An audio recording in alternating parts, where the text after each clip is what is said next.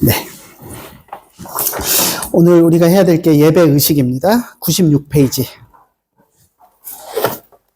강의한 96페이지 예배 의식 부지런히 해보도록 하겠습니다. 자, 우리 이제 헌법책 제4부 정치에 보면 제7장에 예배 의식 해가지고 11가지로 제목만 쪼로록 나와 있는 게 있어요. 그게 이제 96페이지에 밑에 제가 실어놨는데, 교회는 마땅히 교회 머리 대신 그리스도의 설립하신 예배 의식을 준수할지니 그 예식은 아래와 같다라고 해서 이제 예배 예식에 대한 이야기를 11가지로 이야기를 합니다. 그냥 제목하고 성경 구절만 이렇게 관련된 성경 구절만 쭉 나열을 11가지로 해놨어요. 기도, 찬송, 성경 낭독, 성경 해석과 강도, 세례, 성찬, 금식과 감사, 성경 문답, 헌금, 권징, 축복. 근데 이제 요것만 갖고 우리가 보기는 어렵고, 그래서 뒤에 보면 이제 7부의 예배 모범에 보면 또 예배에 대한 기도에 대한 이야기, 찬송에 대한 이야기 좀 쭈루룩 나옵니다. 그래서 그걸 다 섞어가지고 한꺼번에 봐나가도록 하겠습니다.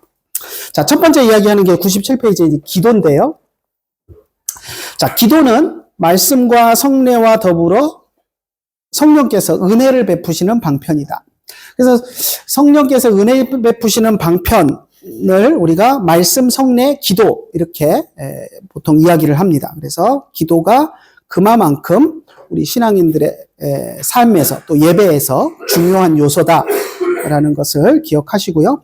자, 우리가 기도 생활, 우리의 신앙 생활 속에서의 기도를 생각할 때는 우리가 이제 개인적으로 기도하고 그런 것들을 생각하겠지만, 여기서 이야기하는 기도는 예배 의식으로서의 기도입니다. 그러니까 어떻게 보면 대표 기도와 같은 성격을 가진 공예배 속에서 기도를 의미한다라고 보시면 될 것 같아요. 그래서 또 예배 모범에 보면 5장의 공식 기도 해가지고 이제 기도에 대한 것이 나오는데, 기도는 공식적으로 예배 시간의 기도의 책임은 목사에게 있습니다. 이제 목사가 직접 기도 인도를 하거나 아니면 필요한 경우 장로님이나 또 집사님이나 다른 분들에게 기도를 부탁할 수 있지만, 기본적으로 기도에 대한 예배 시간의 기도에 대한 책임은 목사에게 있다라는 것을 우리가 분명하게 생각해야 되고요. 자, 예배 모범에 있는 공식 기도를 한번 봅시다. 여기서 공식 기도라고 이야기한 게 예배 시간의 기도를 의미하는 겁니다.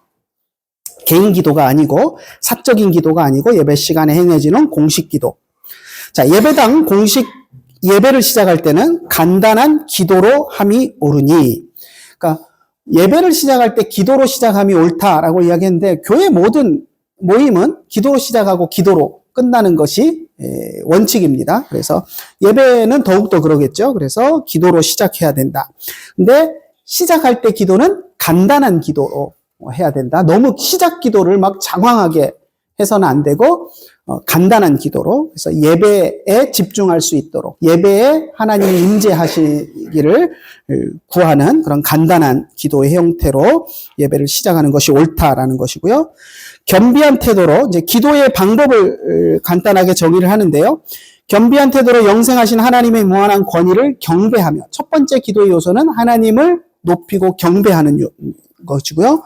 우리가 육정으로 인해 하나님께 멀리 떠났던 것과 죄인되어 공로 없는 것을 고하고, 우리의 죄인됨 그리고 우리의 무능력함을 하나님 앞에 고하고, 은혜롭게 임하심을, 하나님이 예배 가운데 은혜롭게 임하심을 겸손한 마음으로 간구하고, 예배에 대하여 성령의 조명과, 여기서도 조명이라는 단어를 썼죠.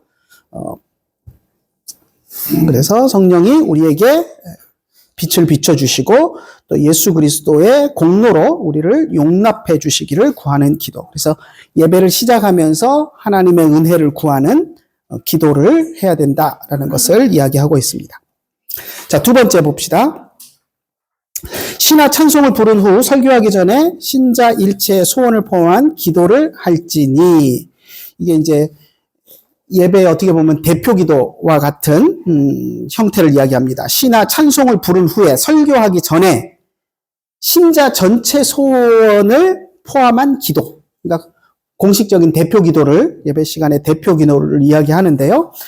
여기서 이제 그 뒷페이지에 보면 가로 1, 2, 3, 4, 5, 6 해가지고 기도하는 방법, 대표 기도하는 방법에 대한 것들을 써놨습니다. 근데 이미 여러분들이 다 아는 내용입니다. 여러분들 주일학교 학생들 가르치면서 기도에 대해서 가르치시죠? 어떻게 가르치시죠? 손가락 가지고 하시지 않나요? 제가 30년 전에 주일학교 교사할 때 이렇게 가르쳤어요. 하나님 아버지 감사합니다. 용서해 주세요. 이것저것 주세요. 예수님 이름으로 기도합니다. 여러분도 그렇게 가르치시나요? 안 해요? 바뀌었어요? 바뀌었어요. 요즘 어떻게 가르쳐요? 그래도 뭐 방법은 바뀌었어도 이 5가지 내용은 똑같을 거 아니에요. 그죠? 안 가르치나요? 기도? 그렇게 가르쳤는데, 여기 우리 예배 모범에서 이야기하는 이 6가지도 똑같습니다. 5가지를 6가지로, 늘려놨는데, 4번, 5번이 손가락, 4번째 손가락에 해당하는 걸 4번, 5번으로 나눠놨어요. 첫 번째 보면 1번, 영광을 돌림. 하나님 아버지, 이게 영광을 돌리는 거죠. 그냥 단순히 부르는 게 아니라, 하나님을 높여 부르며 하나님을 높이고 찬송하는 것. 그게 이제 첫 번째고요. 두 번째, 감사. 하나님이 하신 일에 대한 감사. 세 번째, 우리의 죄에 대한 자복과 회개. 그리고 네 번째, 5번째가 간구인데, 우리 예배 모범에서는 둘로 나눠놨습니다. 네 번째는 다른 사람을 위한 기도, 5번째는 간구, 이렇게 나눠놨는데, 그러니까 다른 사람을 위한 기도를 따로 이렇게 떨어뜨려 놨지만, 합쳐서 다른 사람을 위한 간구, 나를 위한 간구.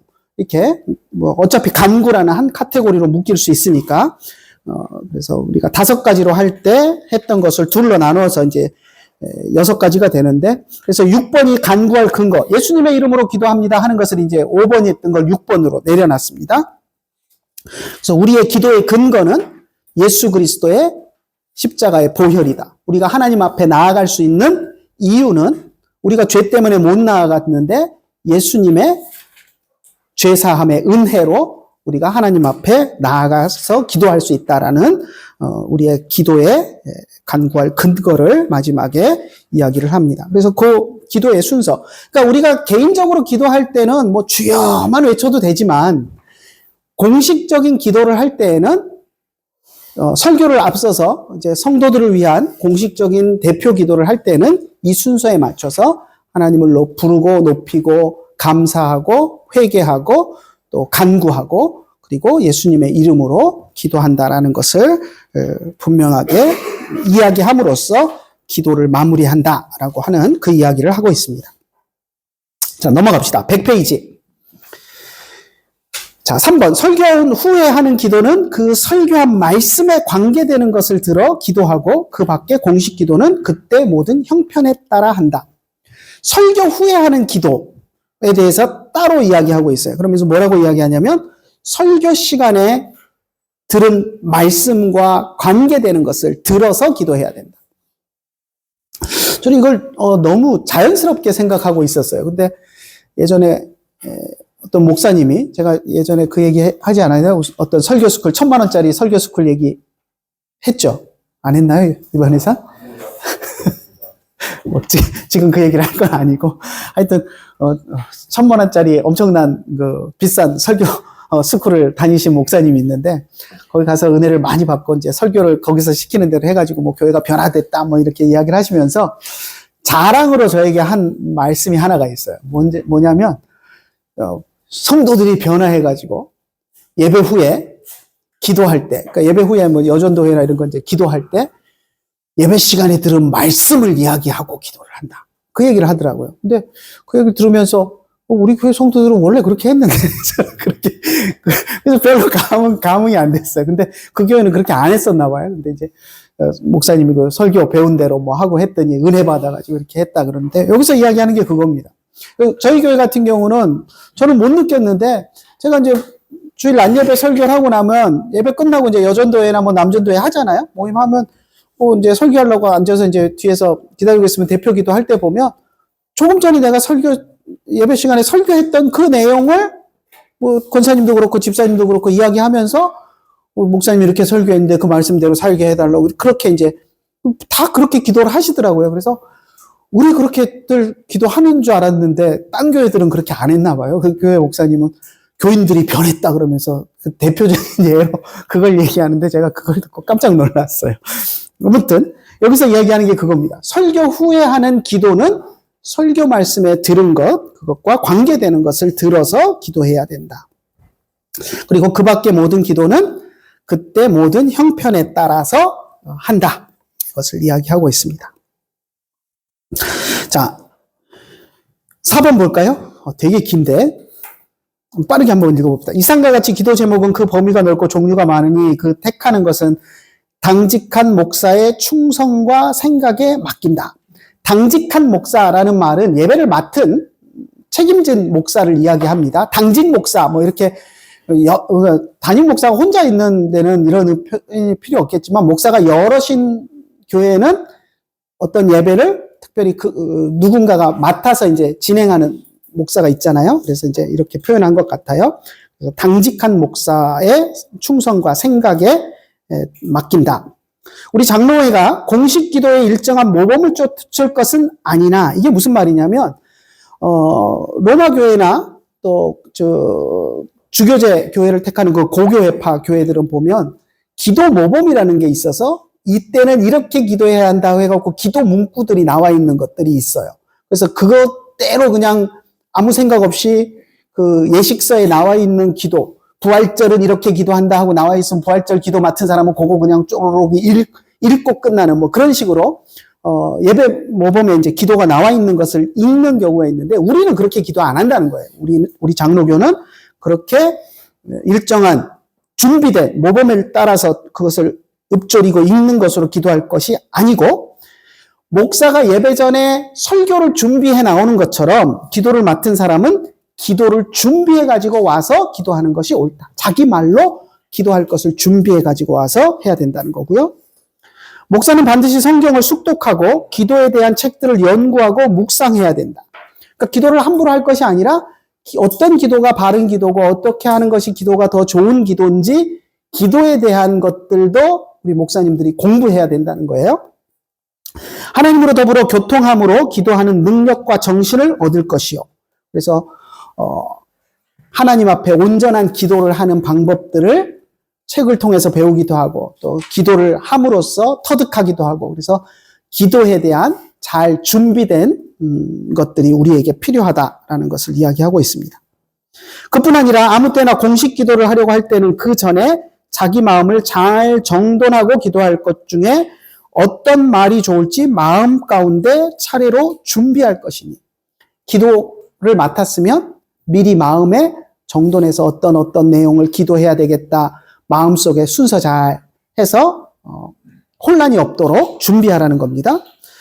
그 위엄과 예모를 갖추며 또 같이 예배하는 사람들에게도 유익이 될 것이요 무의미하고 불규칙하며 부주의한 행동으로 중대한 예식에 방해가 되지 않도록 해라.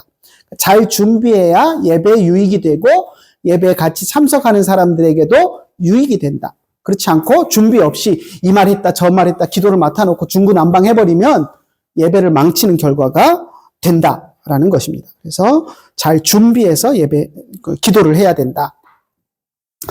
그 밑에 이제 설명해 보면은요, J.A. 하지 목사님이 정치문답조례에서 한 이야기를 제가 써놨는데, 기도문을 사용하지 말고 즉석 기도를 권장한다. 이렇게 말했습니다. 아까 얘기한 그 예식서에 나와 있는 기도문 그대로 따라서 읽는 그런 기도가 아니라 즉석 기도를 해야 된다라고 표현하는데, 여기서 즉석 기도라는 말은 준비 없이 그냥 나와갖고 되는 대로 아무 말이나 해야 된다. 이게 아니에요. 그런 의미의 즉석 기도가 아니고 예식서 따라 하는 것이 아니라 내 마음속에 있는 표현을 가지고 그 순간순간 내가 생각한 말로 기도해야 된다라는 의미의 즉석 기도입니다. 그래서 이게 즉석 기도라는 표현이 조금 오해의 소지가 있는데 아무튼 준비 없이 즉흥적으로 기도하라는 말이 아니라 책에 나와 있는 대로 읽는 기도가 아니라 내가 마음속으로 준비한 그런 기도를 해야 된다라는 것을 이야기합니다.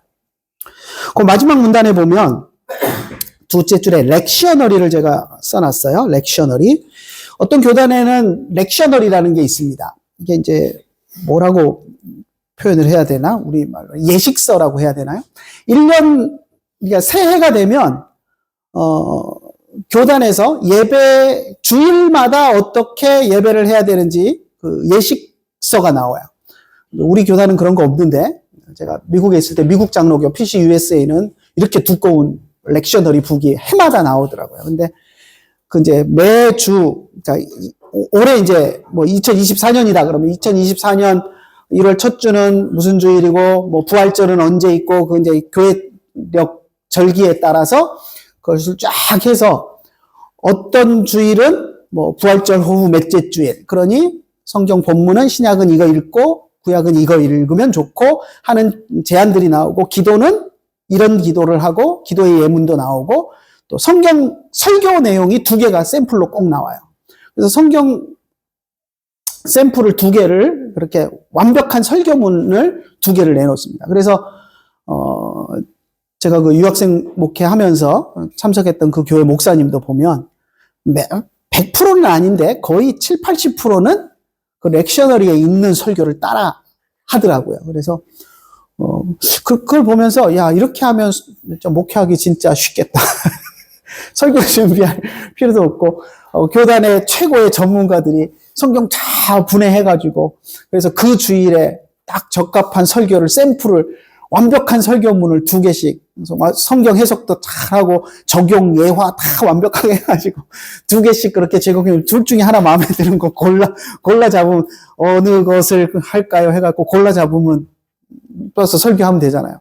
뭐 우리처럼 뭐 오전 예배 있고 저녁 예배 있고 그렇다면 아침에 하나 하고 저녁에 하나 하고 2개 해도 되고 그런 식으로 나오면 편하겠다 그 생각도 한편으로 드는데 한편으로는 이렇게 되면 목사들이 게을러서 설교 준비 안 하고 지가 무슨 말을 하는지도 모르면서 그냥 렉셔너리에 읽는 거 읽고 끝나는 상황도 생기겠구나 하는 생각도 들더라고요.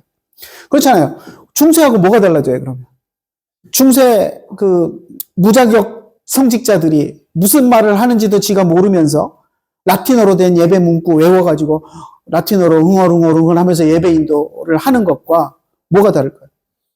설교를 하면서 렉셔너리에 있는 거 그냥 복사해갖고 들고 올라와갖고 있는 거 보고 무슨 말인지도 모르면서 읽어주고 내려가면 그게 무슨 설교예요, 그죠? 그래서 그런 모습들이 있는데 아무튼 우리는 이게 이제 낫이 선데 미국 교회들은 그게 많이 정착이 돼 있어요. 그래서 뭐 이렇게 완전히 렉셔너리 북이 해마다 나오는 데도 있지만 그렇지 않고 제가 경험했던 데는 루터란 교회나 미국 연합감리교회 같은 경우 찬송가 보면 찬송가가 이렇게 두꺼운데 우리는 찬송가 뒤에 보면 교동문 정도나 있잖아요. 근데 그 미국 교회들 그 찬송가 뒤에 보면 찬송가는 한 3분의 2쯤 되고 3분의 1 정도는 예배 모범이에요. 예배 시작할 때는 어떤 찬송을 부르고 악보까지 막 들어가 있어요. 그리고 시작할 때 기도는 어떻게 하고 뭐 마치는 기도는 어떻게 하고 또 부활절 같은 이제 특별한 예배에는 부활절 때는 이런 찬송을 부르고 부활절 때 기도는 어떻게 하고 하는 그 예배 모범이 쫙 나와 있어요. 그러니까 뭐 부활절 때 기도 맡은 사람은 그냥 부활절 그 예배 모범에 나와 있는 기도 샘플 기도문이 있으니까 그거 보고 그냥 읽으면 될 정도로 그렇게 나와 있거든요. 근데 이제 그런 것들이 잘 돼 있는데 그게 이제 한편으로는 도움이 될 수도 있지만 한편으로는 그냥 문해적으로 아무 생각 없이 그냥 있는 거 그냥 쭉 읽어버리고 끝나버리는 그런 형태의 예배가 될 수도 있어서 어떻게 보면 독이 될 수도 있다라는 것. 아무튼 그런 것들을 제공하는 교단들도 있다는 거고요. 하지만 우리는 그렇게 하지 않는다. 101페이지 볼까요? 5번. 공식 기도에 참여한 모든 사람의 자세는, 이건 이제 대표 기도자가 기도할 때 기도에 참여하는 성도들의 자세입니다. 경건한 태도를 가질 것이고, 회중은 가급적 일정한 태도를 가지는 것이 당연하니, 그 다음에 기립을 할 것이냐 말 것인가를 이야기해요. 기립, 기도하는 자세는 성경에 말하는 자세고, 옛날 교회에 실행하던 일이다. 바로 교회에서 실행하던 예법이다. 실행하던 일이요, 바로 이거 뭐 한번 봐야 될 것 같아요. 말이 좀 안 맞죠? 실행하던 바로 교회에서 실행하던 뭔가 또 중복된 것 같아요. 아무튼 실행하던 일이고 교회에서 실행하던 예법이다. 근데 기립하든지 바로 앉아있든지 이것은 무방하다. 그러니까 이것도 이런 문제들도 기도할 때 서야 되나요?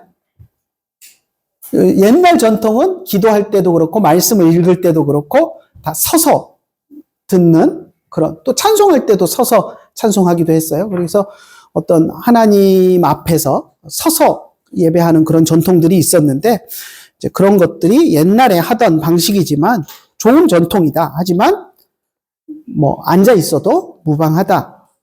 바른 자세로 있으면 상관없다라는 것입니다. 자, 넘어갑시다. 중간에 보면 101페이지 중간에 중보기도라는 말은 사용을 자제해야 된다라는 우리 총회 85회 총회 결의사항에 대해서 제가 언급을 했는데 중보기도라는 말을 사용을 금한다가 아니고 자제하자라고 이야기를 했습니다. 여러분 중보기도라는 말 표현 많이 쓰시죠? 중보기도회도 있고 교회마다 또 뭐 내가 당신을 위해서 중보하고 있습니다. 이런 표현들 우리가 많이 써요. 근데 사실 이 중보라는 단어가 어떤 단어인가를 생각해 보면 그렇게 함부로 쓸 수 있는 말이 아니라는 거죠. 왜냐하면 우리에게 중보자는 누굽니까? 예수 그리스도 한 분밖에 없습니다. 우리의 중보자는 예수님 한 분이고 우리를 위해서 중보 기도하시는 분은 하나님 보좌 우편에서 기도하시는 예수님밖에 없는 거예요, 사실은. 신학적으로 엄격히 따지면. 그런데 우리가 제가 중보기도 하고 있습니다. 중보기도 합시다. 우리가 중보자가 되는 것처럼 그렇게 하는 표현은 엄격하게 말하면 맞지 않습니다. 그러니까 자제해서 쓰자라는 겁니다. 그렇다고 그런 표현을 썼다고 당신 중보기도란 말 쓰면 안 되는데 하고 막 손가락질하고 지적질하라는 얘기는 아니에요.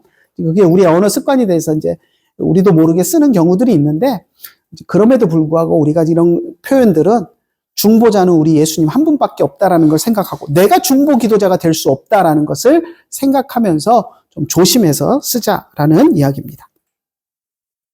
자, 축도자가 축도 직전에 일반 기도를 한 후에 축도로 바로 이어지는 경우 예수님의 이름으로 기도합니다를 빼고 축도로 바로 이어지는 것은 잘못이다 라고 우리 총회에서 결의를 했습니다. 그래서 이제 축도할 때 보면 축도 순서 맡으신 분들이 나와갖고 축도만 안 하고 또 그 교회를 위해서 또 다양한 내용을 기도를 하시고 이제는 하면서 축도하시는 경우가 있어요. 그럴 때 앞에 기도와 이제는 하고 이제 시작되는 축도 사이에 예수님의 이름으로 기도합니다 하는 게 들어가야 되느냐 말아야 되느냐 하는 논란이 있었어요. 별걸 갖고 다 논란이죠. 그런데 이런 논란이 있었을 때 우리 총회에서 뭐라고 결론을 내렸냐면 앞에 기도를 하게 되면 일반 기도를 하면 예수님의 이름으로 기도합니다 라고 아멘 하고 끝내고 새로 축도를 시작하는 것이 옳다. 그것이 바른 방법이다 라고 결의를 했습니다.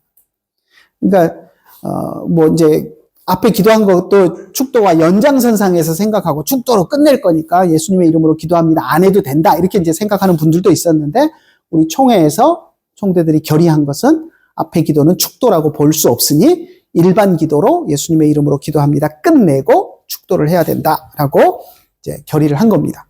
근데 사실 이걸 알고 있어도 어떤 순간에는 그게 잘 안 돼요. 저도 알고 있지만 어떨 때 보면 앞에 이제 그렇게 기도하고 축도로 넘어갈 때 예수님의 이름으로 기도합니다를 놓치고 넘어가는 때도 있어요. 그러니까 뭐 여러분들 만약에 교회 돌아가셔가지고 담임 목사님이 그렇게 기도했다고 해서 목사님 총회 결의사항 위반입니다. 이러실 필요는 없어요. 그냥 이해하시고 여러분들이 하실 때는 원칙대로 총회에서 결의한 대로 하도록 그렇게 우리가 노력하면 됩니다.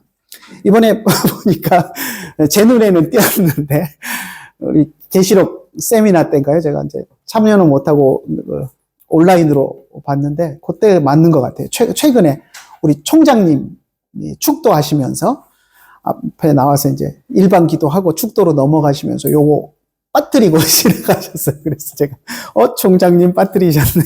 그러고 저 혼자 속으로 생각했는데 아시면서도 이제 하다 보면 상황에 따라 이제 그럴 수도 있고 물론 뭐 모르셨을 수도 있을 수도 있는데 중요한 건 아니에요. 하지만 여러분들이 이제 이런 상황이 되면 나중에 목사 안수 받고 축도할 상황이 되었는데 앞에 어떤 기도를 하고 축도로 넘어가게 되는 경우는 예수님의 이름으로 기도합니다 하고 끝내고 넘어가는 것이 우리 총회에서 결의한 바다. 이걸 기억하고 계시면 좋을 것 같습니다. 자, 그 다음에 이제 기도회.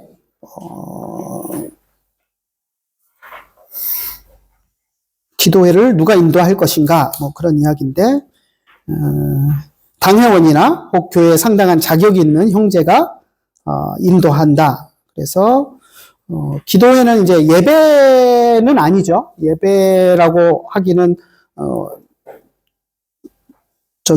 그 간단한 그런 모임에서의 그런 이제 기도, 그래서 기도회, 거기서 이제 기도도 하고 찬송도 읽고 성경 간단하게 읽고 권면하고 하는 그런 형태, 우리가 이제 소위 말하는 그냥 소그룹 예배라고 이야기하는 그것을 우리가 이제 기도회라고 해놨는데, 그렇게 해서 이것도 당회의 결의대로 해야 되고, 당회가 모르는 모임을 해서는 안 됩니다. 그래서 당회의 지도를 받으면서 하고, 또 자격 있는 사람이 인도해서 기도회를 한다. 뭐 이런 이야기입니다. 읽어보시고요. 그 다음에 15장에 보면 은밀기도와 가정예배 뭐 이렇게 해놨는데, 은밀기도는 개인 기도를 이야기합니다. 공적인 기도가 아니고, 골방에서 혼자 기도하는 그 내용이고요. 그리고 가정예배 드릴 때 또 어떻게 할 것인가 하는 이야기들을 써놓았습니다. 여러분들이 읽어보시면 이해 안 되는 부분이 없을 거예요. 시간 되실 때 읽어보시고요.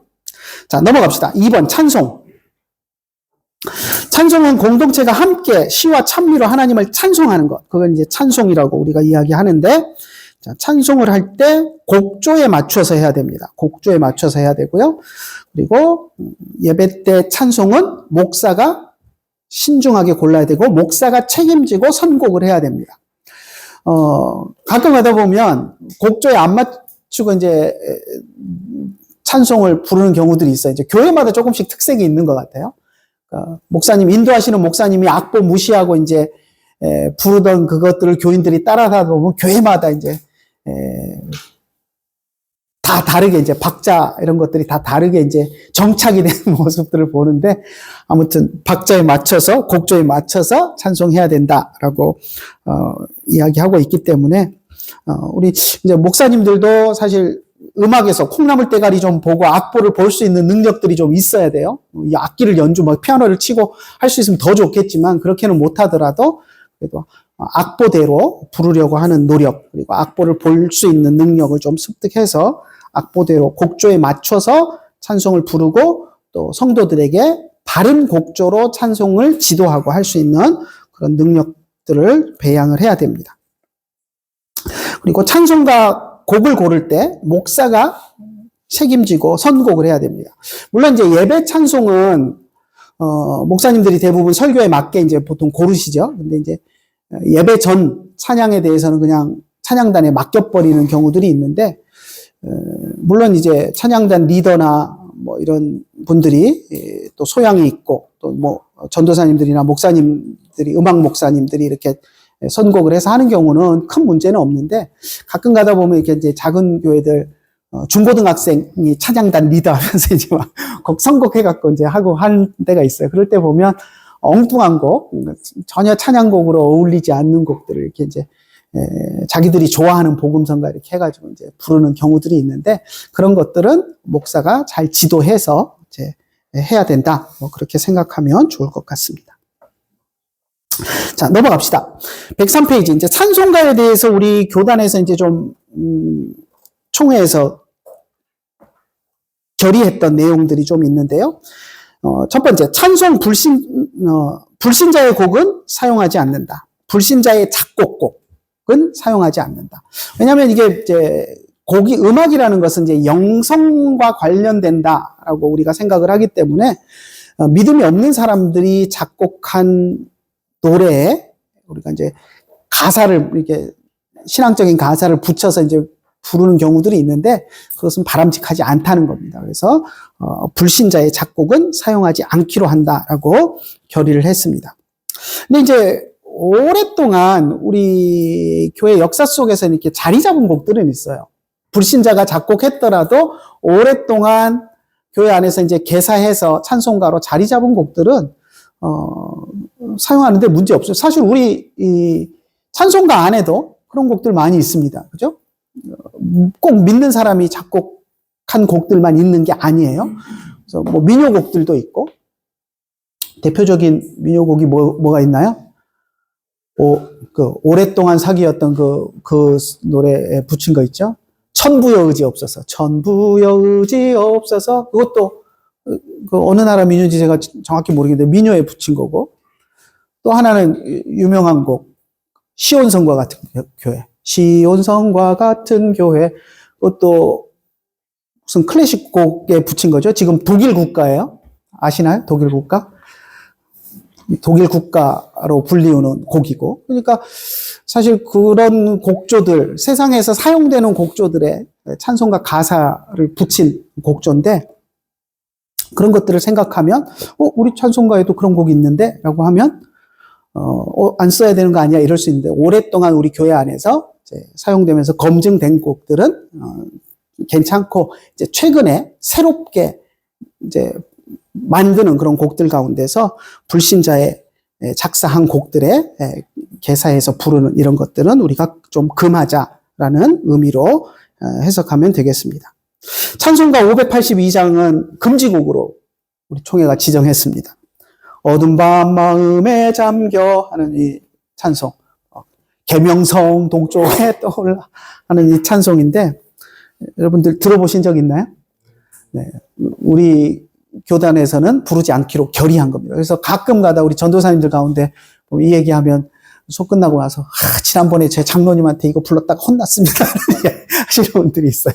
근데 장로님들 가운데 모르는 분들도 많은데 아시는 분들은 전도사님들이 이거 골라가지고 예배 전에 이제 찬송하고 이러면 이제 뒤에 불러가지고 그거 금지곡이야. 그러고 이제 왜 그런 거 다음부터는 부르지 마. 이렇게 이제 혼내시는 분들도 있어요. 아무튼 우리 총회에서 부르지 않기로 결의를 했는데, 이게 이제 그 자유주의 신학자로 유명한 김재준 목사가 작사한 내용이고요. 3절은 또 문익환 목사가 작사했다 그래요.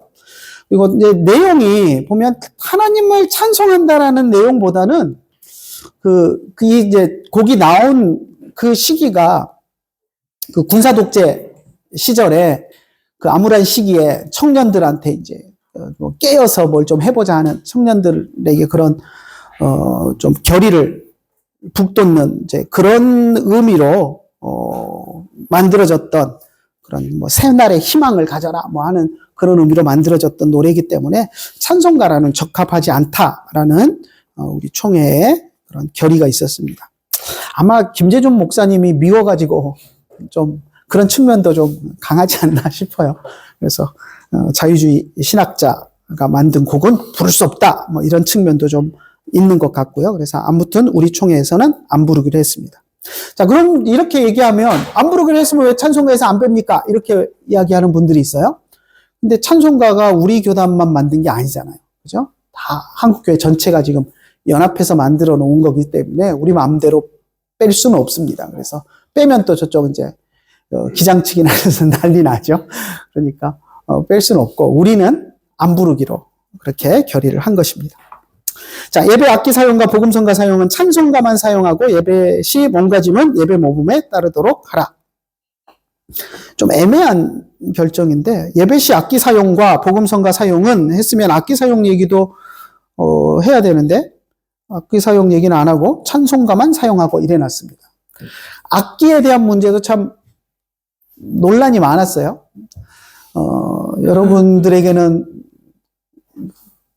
호랑이 담배 피던 시절 이야기로 들릴지 모르겠는데 제가 중고등학생 때는 특송하라 그래서 이제 나가서 특송할 때 기타 치면서 특송하면 불려가서 혼났어요.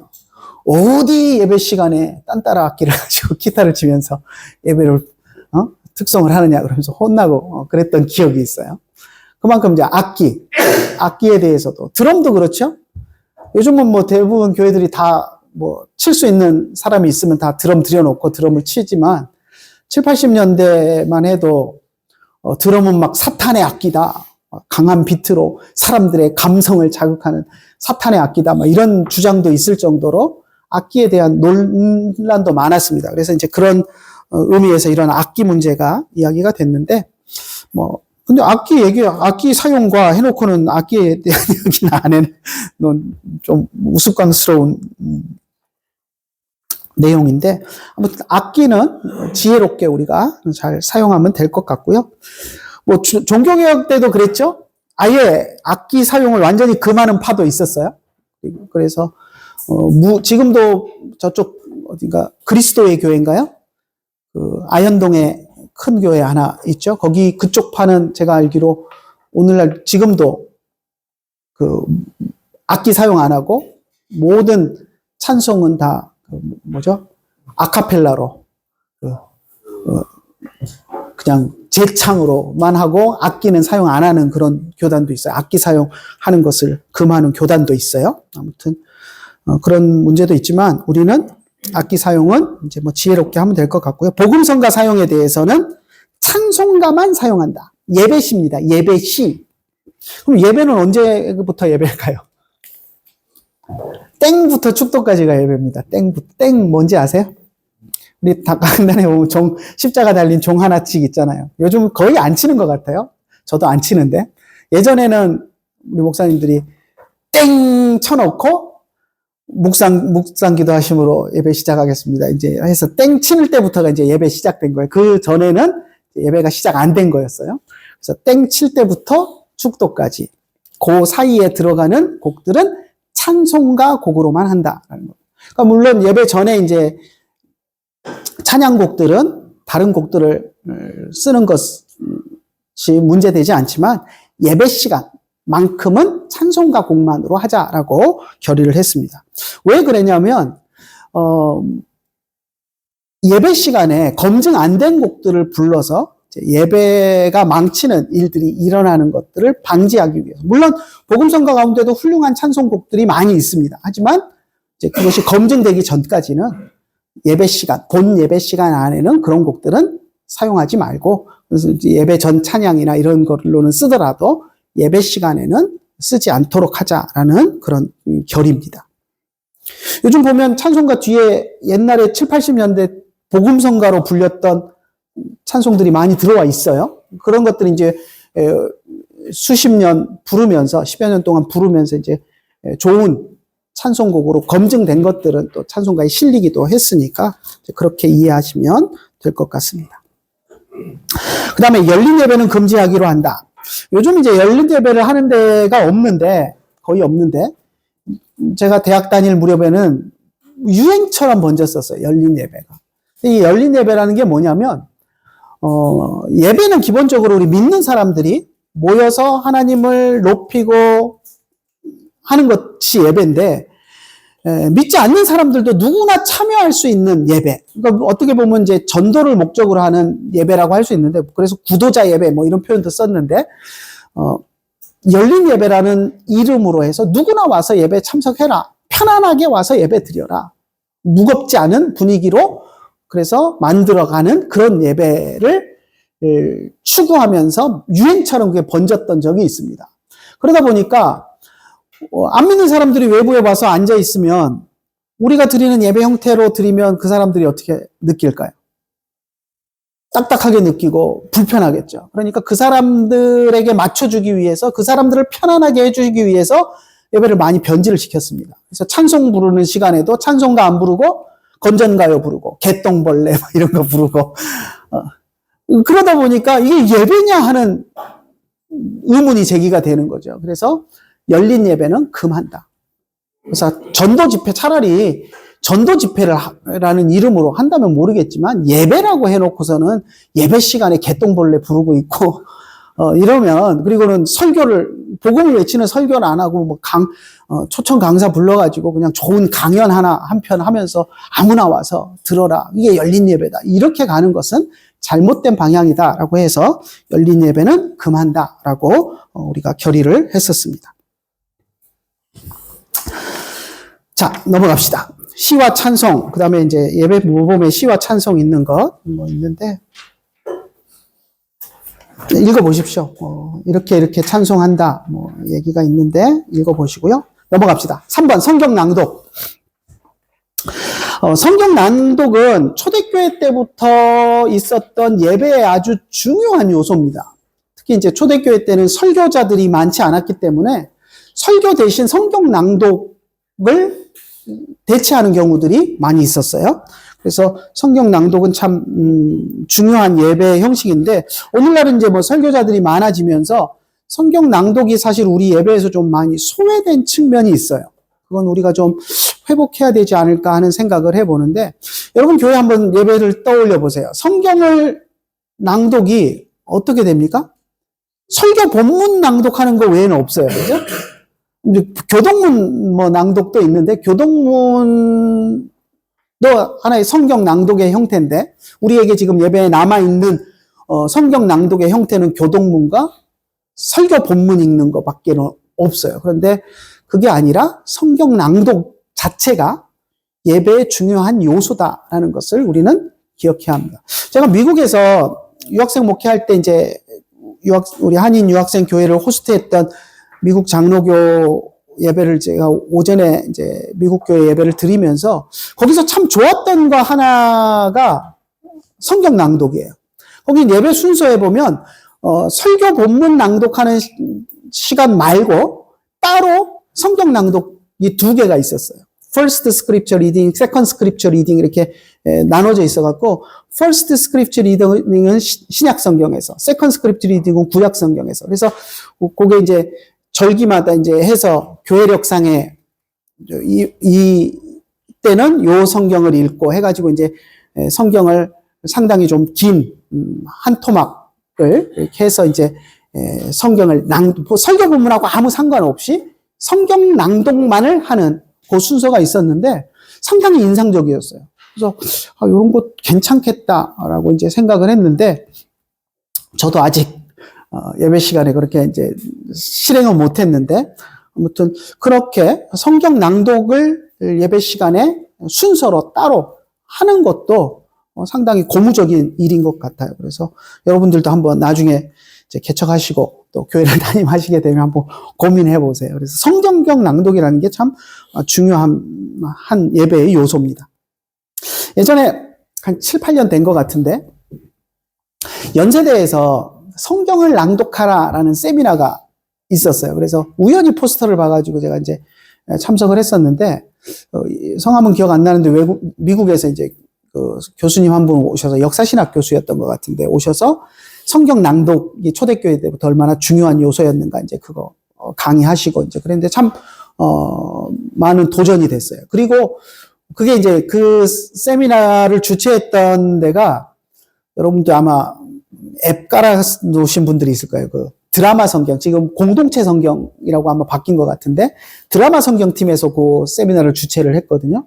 근데 그러면서 이제 세미나 그 교수님 강의 이후에 그 드라마 성경을 가지고 이제 소그룹하고 그걸 활용 잘하는 몇몇 교회들 이제 이렇게 이제 화면으로 이제 간증하고 하는 것도 이제 틀어주고 했는데 그때도 제가 상당히 고무됐던 게 하나는 군대에서 이제 군종병들이 그 소그룹 모임을 하면서 사실 군종병들이 대대급이나 사단급 이런 데 군종병들은 이제 신학교 다니다 온 전도사님들이 군종이 돼서 가는 경우들이 많이 있지만 일반 전방에 이제 GP의 중대급 군종병들 이런 것들은 그냥 부대 안에서 그냥 교회 다니는 사람들 중에 그냥 너 군종병 해라 해가지고 이제 자기들끼리 뭐 거기는 또 전방에는 보초 쓰는 그 GP에서는 교회 예배드리러 이제 외부 교회 나가기도 어렵고 그래서 자기들끼리 부대 안에서 이제 예배 드리고 이러는 경우들이 있거든요. 그래서 그렇게 이제 군종병들이 소그룹 예배 인도하고 하면서 설교가 사실 부담되잖아요. 근데 설교를 안 하고 드라마 성경 앱을 통해서 그걸 틀어서 같이 그냥 성경을 읽는, 낭독하는, 뭐 듣고 같이 소리내서 낭독하는 순서로 그렇게 소그룹 운동하는 그것도 이제 하나의 예로 보여줬었고, 이제 하나 제가 참 인상 깊었던 거 하나는 강원도에 계시는 목사님 한 분이 간증을 하는데, 조그마한 교회 목회를 하면서 이제 설교가 참 부담이 됐다는 거예요. 저도 그게 공감이 됐던 게 뭐냐면 그때 이제 제가 미국에서 와가지고 이제 담임 목회하면서 제일 부담됐던 게 저도 설교였거든요. 그러니까 설교가 이제 뭐 부교육자가 있으면 좀 덜한데 담임 목사 혼자서 모든 걸 다 해야 되는 조그마한 교회들은 설교가 그게 만만치 않아요. 저도 이제 처음 왔을 때 있던 전도사도 나가버려가지고, 이제 혼자서, 새로 전도사님 오기 전까지 주일학교 설교까지 하면서 주일 아침에 주일학교 설교하고, 대예배 설교하고, 저녁 예배 설교하고, 수요일, 금요일 설교하고, 또 저희 아버지가 또, 1년 365일 새벽 기도를 만들어 놓고 가셔가지고, 그것도, 저희 고모부 목사님이 3년 동안은 필통 위치 하나도 바꾸지 말아라. 이러셔가지고, 365일 새벽 기도 설교를, 그것도 20분, 아버지 하시던 대로 20분 설교를 준비해서 하느라고, 진짜 눈만 뜨면 그때는, 설교 뭐 하지? 이 생각밖에 안 들더라고요. 자다가. 깜짝 놀라서, 설교 뭐 하지? 이러던 때가 있었는데, 그 생각을 하니까 그 목사님 공감이 되더라고요. 설교가 늘 부담됐다는 거예요. 그리고 외부 활동 잠깐 하다가 수요일 같은 경우 허겁지겁 들어와서 수요 예배 설교를 해야 되는데 준비가 안 된 채 올라가는 일들도 있고, 그래서 강대상에서 무릎 꿇고 주님, 제가 설교 준비도 못한 목사입니다. 울면서 기도하다가 또 올라가서 설교하고 횡설수설하고 내려오고 이러셨었다는 거예요. 그런데 어느 날 수요일 날 이제 뭐 장례 치르고 막 해갖고 이제 설교 준비도 못한 채로 강단에 올라가는데, 내가 준비도 안 하고 설교한다고 횡설수설 하는 것보다 성경을 읽는 게 낫겠다 싶어가지고 드라마 성경 그거 앱 꺼내가지고 그냥 오늘 성경을 읽읍시다. 그리고는 선지서 하나 짧은 거 해가지고 성도들과 같이 20분인가 30분인가 그냥 성경 한 권을 통으로 읽었대요. 그랬더니 읽는 과정 속에 성도들 가운데 펑펑 울면서 회개하는 분도 생기고, 그래서 은혜가 충만한 예배였다. 그 고백을 하시더라고요. 근데 참 공감이 되더라고요. 설교 준비도 안 해놓고 목사가 그냥 성경 들고 올라가갖고 성경 한 구절 읽어놓고 대도 않는 소리에 이 소리 저 소리 하는 것보다 그냥 성경 한 권 통째로 읽는 게 훨씬 파워풀하지 않을까요? 성경 말씀에 능력이 있잖아요. 그러니까 저거는 우리가 초대교회 때도 설교자가 없을 때는 성경 읽었는데, 목사가 설교 준비를 안 했으면 그냥 성도들하고 이래서 설교 준비 못했으니 우리 성경 읽읍시다 그러고 성경을 솔직하게 얘기하고 성경 읽는 것도 하나의 방법이겠다, 그 생각이 들더라고요. 그래서 상당히 그때 충격적이었고 많이 공감이 됐던 그런 일이 있었습니다. 아무튼 성경 낭독이 예배 요소로서 중요한 요소고, 또 우리가 잃어버렸지만 회복해야 돼. 그래서 의도적으로 어떨 때는 정말 설교 안 하고 그냥 성경 같이 읽자 그러고 성경 본문 정해갖고 좀 한 20분, 30분 쭉 성도들하고 예배 시간에 그냥 성경 같이 읽고 설교를 대신 하는 것도 나쁘지 않을 것 같아요. 그래서 한번 여러분도 기회가 되면 한번 시도를 한번 해보십시오. 자, 성경 봉독은 그렇고요. 그리고 성경 청중으로 알아듣기 위해서 한글 성경을 낭독해야 된다. 그러니까 알아들을 수 있는 언어로 해야 된다는 얘기고요. 네. 적정한 시간에 적당한 만큼 해라. 너무 짧든지 길든지 지루하지 않게 해라. 이런 이야기가 또 예배 모범에 써 있습니다. 넘어갑시다. 105페이지. 성경 해석과 강도. 이제 설교에 대한 이야기인데요. 설교는 하나님이 성도들에게 은혜 주시는 방편입니다. 그죠? 그래서 아까도 설교, 또 성찬, 기도, 이렇게 우리가 은혜 주시는 방편으로 이야기하는데, 설교가 성도들에게 은혜 주시는 가장 중요한 방편 가운데 하나고요. 그래서 목사는 설교를 준비할 때 신중하게 정성껏 준비해야 됩니다. 성경 구절들 쭉 써놨는데 여러분들 읽어보시고요. 예배 모범에 나오는 설교에 대한 이야기 한번 봅시다. 자, 6장 설교 1. 설교는 사람을 구원하는 하나님의 방침이니 크게 주의하여 행하여야 한다. 주의하여서 설교해야 된다는 겁니다. 함부로 설교하면 안 된다는 거고요. 목사는 전심전력하여 부끄럽지 아니한 일꾼이 될 만하게 힘써 진리의 말씀을 옳게 분별 해석해야 한다.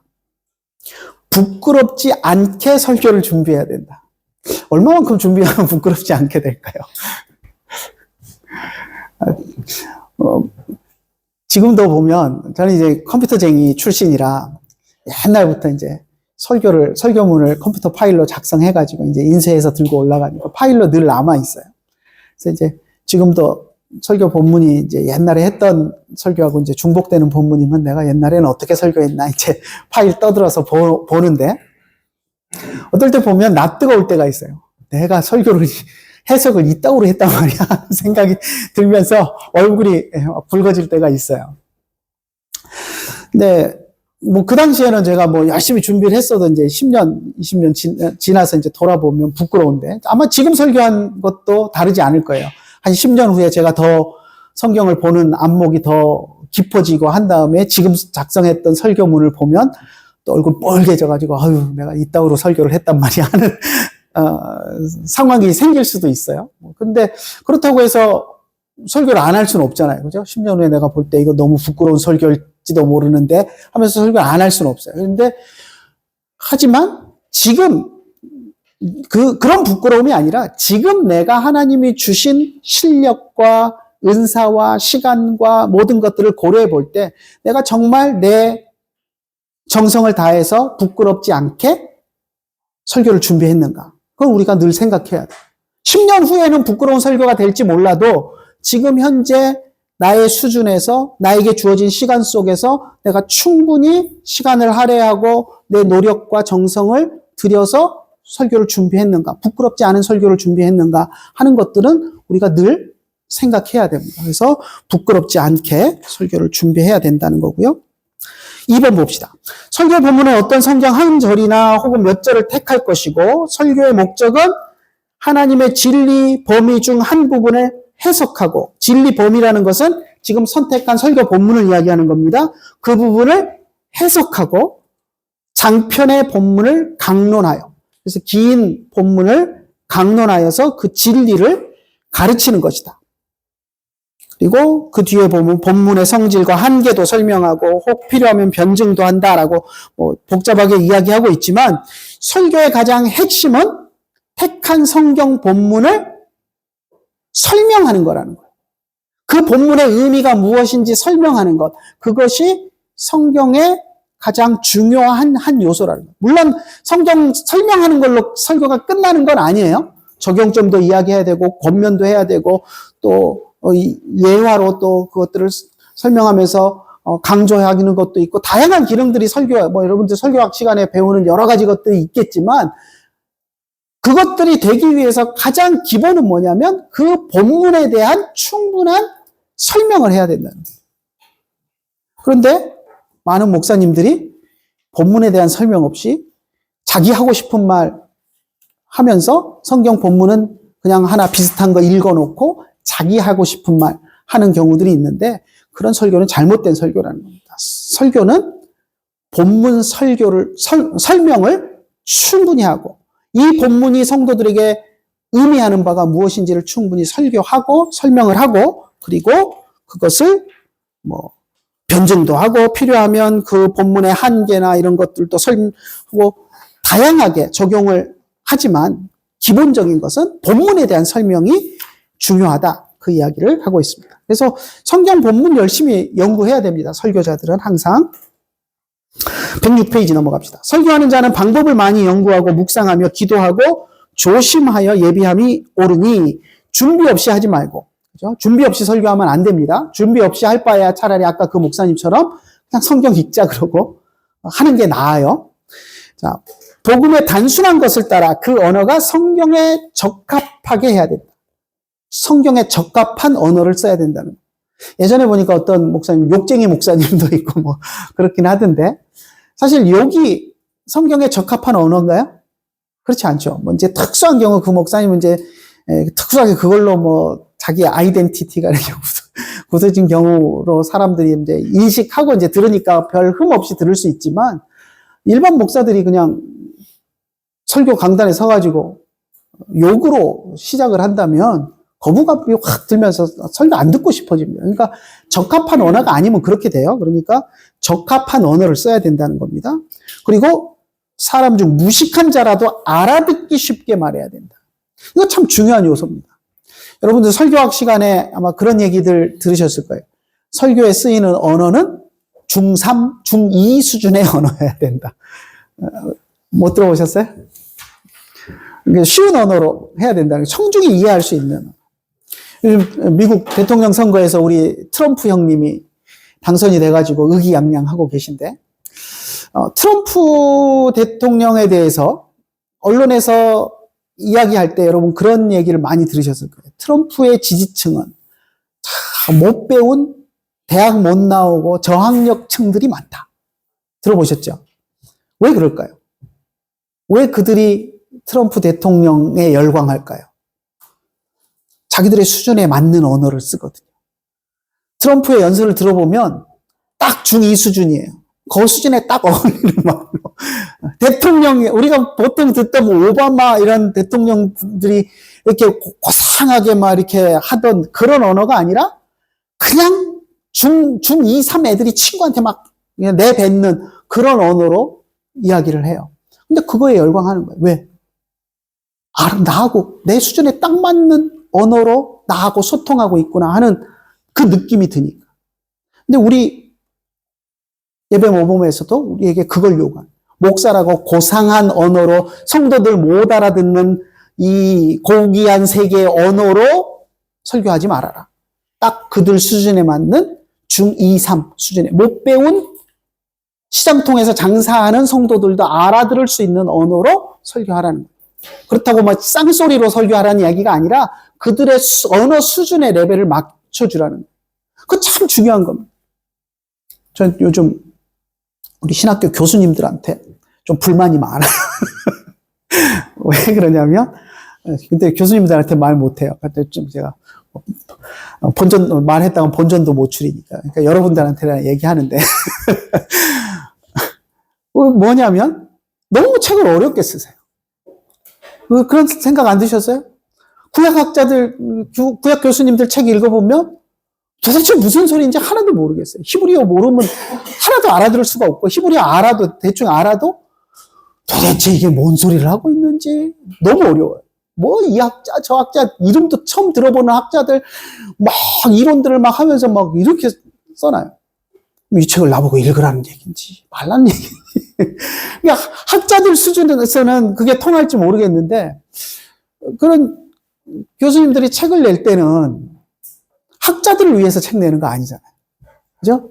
그거는 목회자들이 또 우리 신학생들이 읽으라고 책을 내는 거니까 그 수준에 맞춰서 목회자들 수준에 MDB를 졸업한 정도의 수준이면 이해 가능한 언어로 좀 써주시면 학자들이 연구한 그 고귀한 것들을 수준 낮은 MDB 수준의 목사님들이 읽고 소화해서 더 수준 낮은 우리 중3, 중2 레벨에 있는 성도들에게 또 더 낮춰서 설명해서 설교를 하면 학자들이 연구한 것들이 아래로 성도들에게까지 흘러갈 텐데, 우리 수준 높으신 교수님들이 수준 높은 언어로 그냥 학자들만 이해할 수 있는 언어로 책을 쓰시니까 그럼 그 학자들 세계에서 머물러 있고 끝나버리잖아요. 그래서 좀 아쉬운 면이 있어요. 그래서 좀 쉽게 좀 써주셨으면 하는데, 그걸 안 하시더라고. 못 하시는 건지 안 하시는 건지. 그래서 좀 교수님들한테 좀 아쉬운 게 있어요. 그래서 이런 얘기하면 욕먹을지 몰라요. 제가 그런 소리 하더란 얘기 하지 마세요.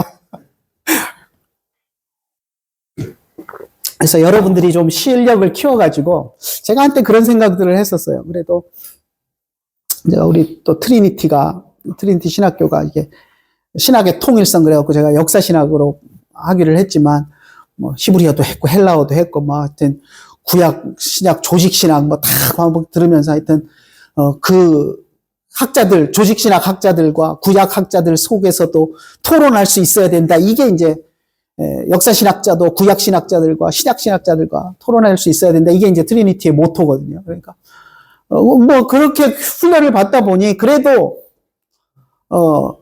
부족해도 구약 학자들, 신약 학자들 학자들 이야기하는 것들을 그래도 좀 남들보다는 이해할 수 있는 수준이 좀 되지 않을까 싶어서 높은 수준에 써놓은 것을 내가 좀 다운그레이드해서 중간에 소개하는 역할을 좀 하는 역할을 해보면 어떨까 한때 그런 꿈을 꾸기도 했는데 그것도 쉽지 않더라고요. 그냥 교수님들이 좀 쉽게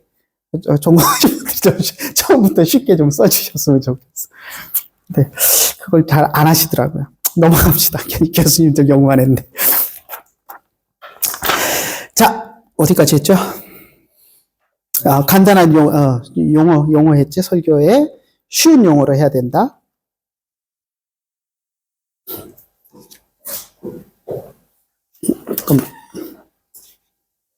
네, 무식한 자라도 알아들을 수 있는 얘기 해야 된다. 그리고 자기 학문이나 재해를 자랑하지 말고. 설교하다 보면 제일 유혹 많이 받는 게 있습니다.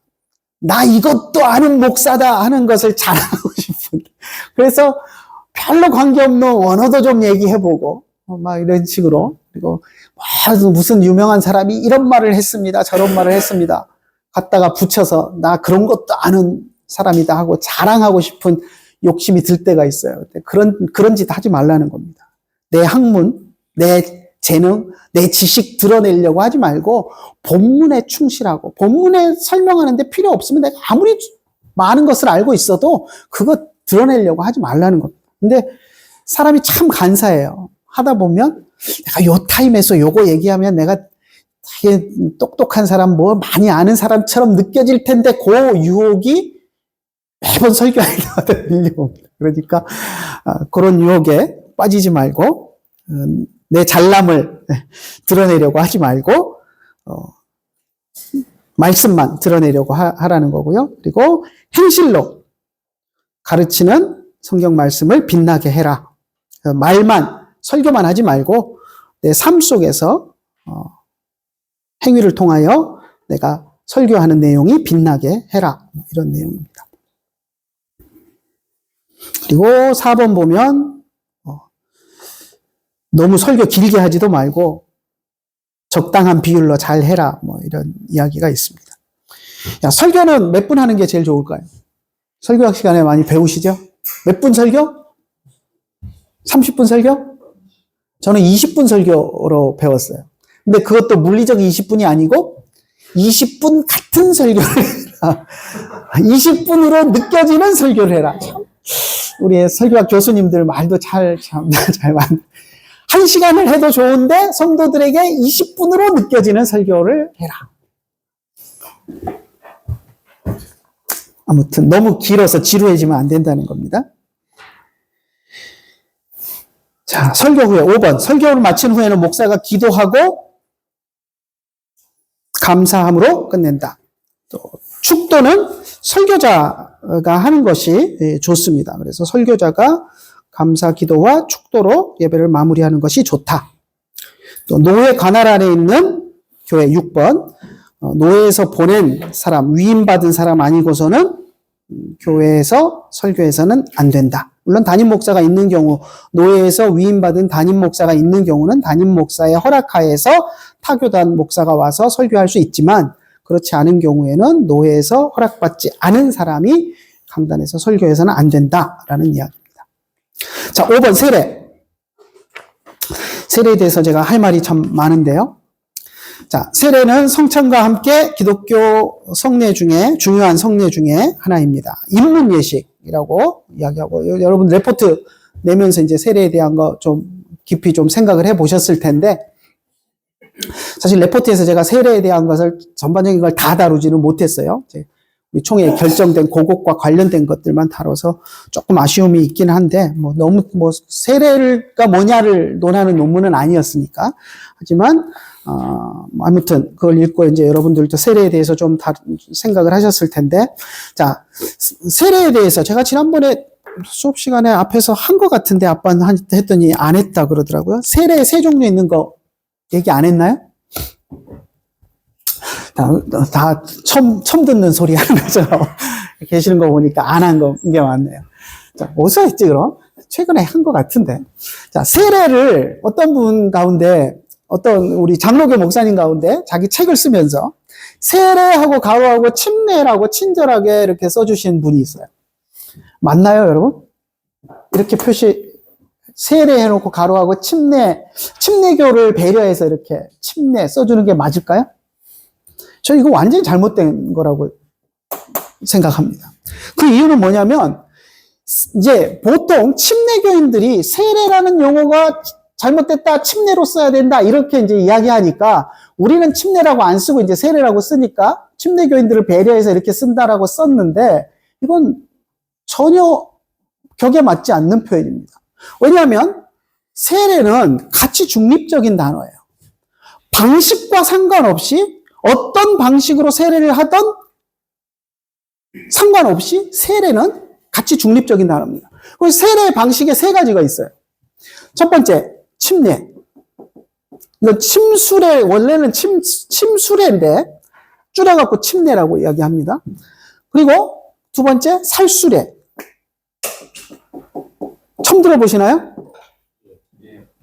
살수례, 뿌리는 세례입니다. 살수차 아시죠? 살수차? 살수차 뭐죠? 물 뿌리는 차가 살수차잖아요. 그죠? 살수례, 물을 뿌리는 세례를 살수례라고 이야기합니다.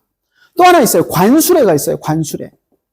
관수례는 밥그릇에 물을 떠서 머리에 이렇게 주르르르 붓는 형태로 주는 세례가 있습니다. 그래서 세례의 형태는 우리 기독교 역사 속에서 세례의 형태는 세 가지로 행해왔어요. 근데 이 세 가지를 통칭해서 쓰는 용어가 세례입니다. 그러니까 성경에 세례로 돼 있는 게 맞아요, 틀려요? 맞아요. 방법과 상관없이 침례든 살수례든 관수례든 상관없이 모든 것을 통칭하는 단어가 세례예요. 그러니까 세례 쓰면 끝이에요. 거기다 가로하고 침수례 써줄 이유가, 침례 써줄 이유가 없어요. 만약에 가로하고 써주려면 어떻게 해야 돼요? 공평하게 셋 다 써줘야죠. 그죠? 세례 해놓고 가로, 침례, 살수례, 관수례 다 써줘야죠. 그게 공평하지. 왜 침례만 따로 써줘요? 그렇지 않나요? 그래서, 그렇고요. 그러면 왜 세 가지 방법을 할까요? 왜 우리는 살수례를 할까요? 침례교 목사님들은 뭐라고 이야기하냐면 침례, 물에 잠기는 세례가 정상적인 온전한 세례고 물을 뿌리는 세례는 물이 없어서 잠길 만한 물이 없어서 밥그릇에 물 떠가지고 약식으로 뿌리는 세례를 한다. 이렇게 주장해요. 맞나요? 우리 장로교 목사님들 가운데도 그렇게 알고 계시는 분들이 꽤 많아요. 그래서 속 터져요, 저는. 여러분 절대 그렇게 아시면 안 됩니다. 오늘 수업 이후로. 왜 우리가 뿌리는 세례를 하는지 아셔야 돼요.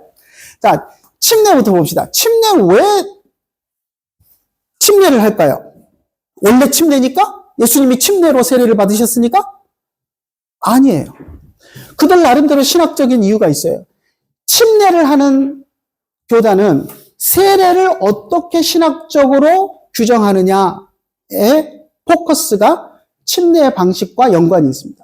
침례는 거듭남을 강조합니다. 세례가 뭐냐 할 때 이들은 새롭게 태어나는 예식이다. 예수님 안에서 새롭게 거듭나는 예식이다라는 걸 강조해요. 그러다 보니까 새롭게 태어나는 의미를 하려면 어떻게 해야 돼요? 여러분, 새롭게 태어나려면 어떻게 해야 되죠? 니고데모 선생님이 뭐라고 얘기했죠? 어머니 뱃속에 들어갔다가 다시 나야 합니까? 예수님께 물었잖아요. 들어갔다가 다시 나오는. 근데 어머니 뱃속엔 들어갈 수 없으니까 물로 세례를 주니까 물에 완전히 들어갔다가 나오는 겁니다. 그래서 마치 아기가 어머니 뱃속에서 양수 안에 있다가 양수를 터뜨리고 태어나는 것처럼 물 안에 완전히 잠겼다가 물 위로 올라오는 것. 그래서 새로 거듭남, 태어남의 의미를 가지고 침례를 행하는 겁니다. 그럼 왜 우리는 살수례를 할까요? 여러분, 세례가 뭐죠? 세례를 우리가 어떻게 정의하냐면 108페이지 한번 보실래요? 강의한 108페이지 두 번째 문단에 보면 제가 성경 구절 3개를 써놨습니다. 세례 요한의 세례를 성경에서 뭐라고 정의하냐면 죄사함의 세례라고 정의합니다. 그래서 마가복음 1장 4절, 누가복음 3장 3절, 마태복음 3장 6절에 보면 세례 요한이 죄사함의 세례를 전파했다라고 이야기해요. 그래서 우리는 세례를 죄사함의 세례다라고 신학적으로 정의합니다. 그래서 그럼 죄사함을 선포하는 예식은 어떻게 해야 되겠는가? 구약의 죄사함을 제사장이 어떻게 선포했죠? 우슬초로 물이나 제물의 피를 적셔서 뿌려서 정결케 하고 뿌려서 속죄했습니다. 그래서 세례 요한이 요단강에서 세례를 줄 때도 죄사함의 세례를 선포했는데 세례 요한이 어느 가문 출신이죠? 제사장 가문이죠. 제사장 사가랴의 아들이잖아요.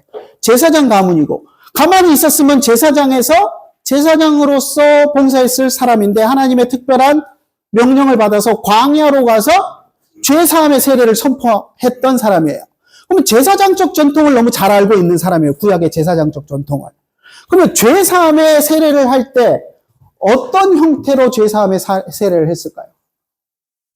상식적으로 생각해 보세요. 제사장적인 전통에 따라서 뿌림으로써 죄사함을 하고 정결케 하는 예식을 했을 것으로 우리는 추론할 수 있어요. 그래서 우리는 세례 요한의 세례가 제사장적 전통에서 뿌리는 예식으로 죄사함을 선포하는 세례였을 것이라고 생각을 합니다. 그래서 우리는 뿌리는 세례를 하는 거예요. 양식 세례 아니에요.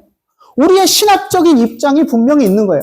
세례는 죄사함의 세례고 그것은 구약부터 제사장이 물을 뿌림으로써 정결케 하고 6월절 전통에서도 눈 설주와 임방에 6월절 어린 양의 피를 뿌려서 발랐던 것. 그것이 예수님의 속죄와 연관되는, 그래서 우리는 뿌리는 세례의 전통을 갖는 겁니다. 자, 그럼 관수례는 이제 정교회 쪽에서, 동방 정교회 쪽에서 관수례로 하는데요. 관수례는 세례를 뭐라고 생각을 할까요? 이쪽은 성별의 의미를 강조합니다. 구별했다, 구분되었다. 세례를 통해서 하나님의 백성으로 구분된다. 그럼 구약의 사람을 구분할 때 어떻게 했죠? 왕으로 구분하고 제사장으로 구분하고 선지자로 구분할 때 기름을 머리에 부었잖아요. 근데 물로 세례를 주라고 예수님이 하셨으니까 기름을 부을 수는 없고 물로 세례를 주되 성별의 의미로 물을 머리에 주르륵 붓는 세례를 행하게 된 겁니다. 그래서 각자가 세례에 대한 신학적 입장이 있고 그것에 따라서 세례를 행하는 거예요. 예수님이 어떻게 세례를 받으셨을까요? 근데 세례요한의 세례를 그러면 침수례로 보지 않고 살수례로 보고 있다는 말씀이십니까? 네, 저는 그렇게 봐요. 근데 이제 성경에 보면 예수님 물에 잠겼다가 올라오실 세라는 잠겼다가 올라오셨다고 들어있나요? 그런 이제 침례교 사람들이 그걸 갖고 이야기를 하는데 물에 들어가셔서 세례를 받고 나오셨다 그랬지 잠겼다라는 표현 안 썼어요. 물에 들어가셨다가 세례를 받고 나오셨다. 자, 그 표현을 봅시다. 한번 상상을 해보세요. 세례요한의 허리춤, 요단강에 허리춤 잠기는 데까지 서 있었어요. 예수님이 오셨어. 세례받기 위해서 첨벙첨벙 요단강에 걸어 들어가셔서 세례요한 옆에 허리춤까지 잠기는 데까지 들어가셨어요. 그리고 세례요한이 물을 움켜가지고 뿌리는 세례를 했다고 한번 상상을 해봅시다. 그리고 예수님이 세례를 받고 요단강에서 걸어 나오셨어.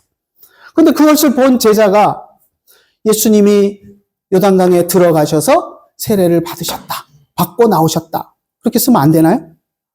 꼭 물에 들어가서 머리끝까지 쇽 들어갔다가 나와야 예수님이 요단강에 들어가셔서 세례를 받으셨다. 이렇게 쓸 수 있나요?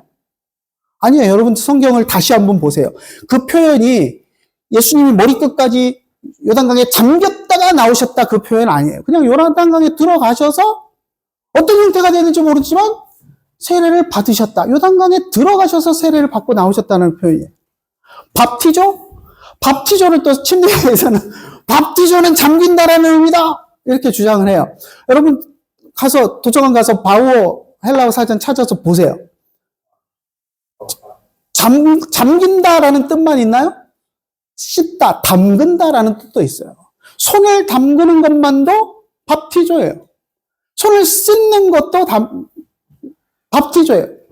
뿌리든지 붓든지 아무 상관없어요. 씻어내는 주르륵 부어서 씻어내던 뿌려서 씻어내던 담가서 씻어내던 모든 형태를 밥티조로 쓸 수 있어요. 근데 침례교는 밥티조는 잠기는 거다 막 강조를 하거든요.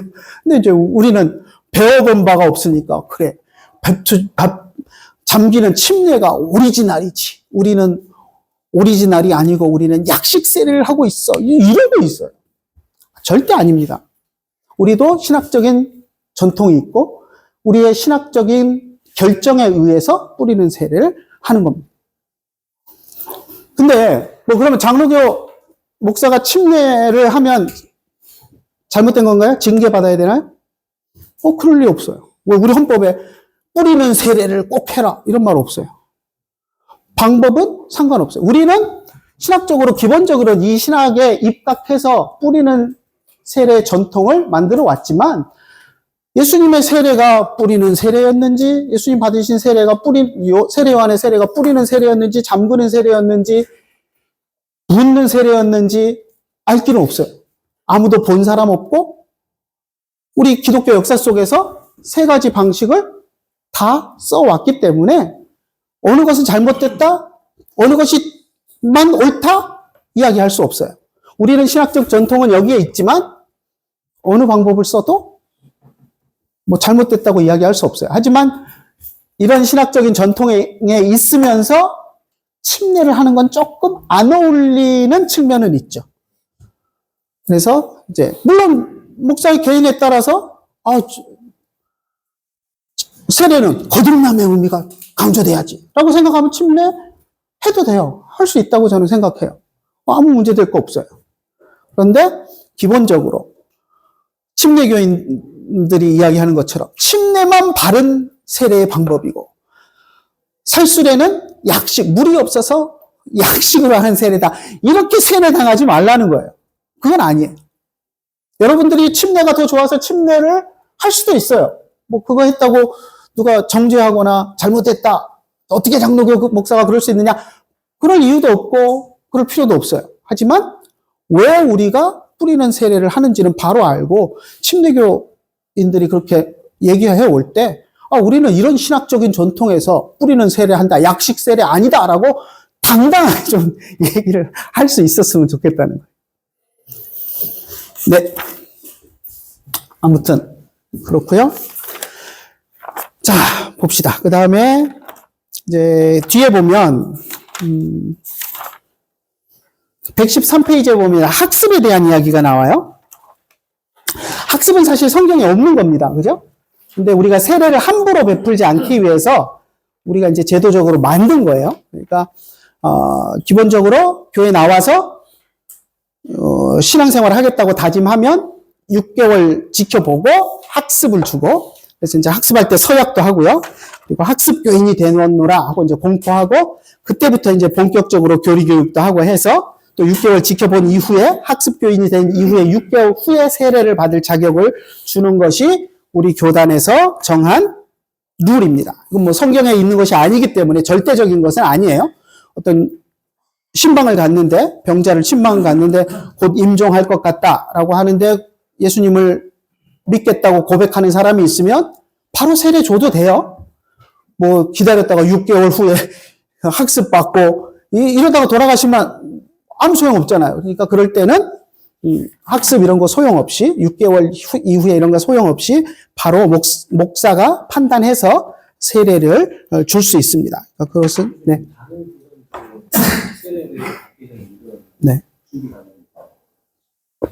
있죠, 대부분 다.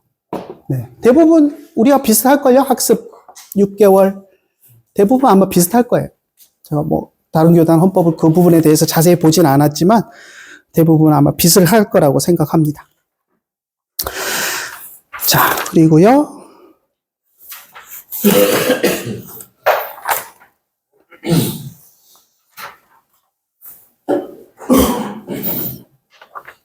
자, 그 다음에 이제 유아 세례와 어린이 세례인데, 여기도 할 말이 많은데, 시간이. 다음 시간에 해야 되겠네요. 유아 세례, 어린이 세례. 네, 다음 시간에 합시다. 네, 기도하고 마치겠습니다. 하나님 감사합니다. 저희들 사랑하여 주시고 오늘도 함께 공부할 수 있는 은혜 주심을 감사를 드립니다. 우리가 예배 모범에 대해서 살펴보고 있는데 우리의 예배 더욱더 아름답게 만들고 주님이 기뻐하시는 예배가 되도록 우리가 더욱더 공부하고 또 적용해 나갈 수 있도록 은혜 주시옵소서. 예수님의 이름으로 기도드리옵나이다. 아멘. 네, 수고들 하셨습니다.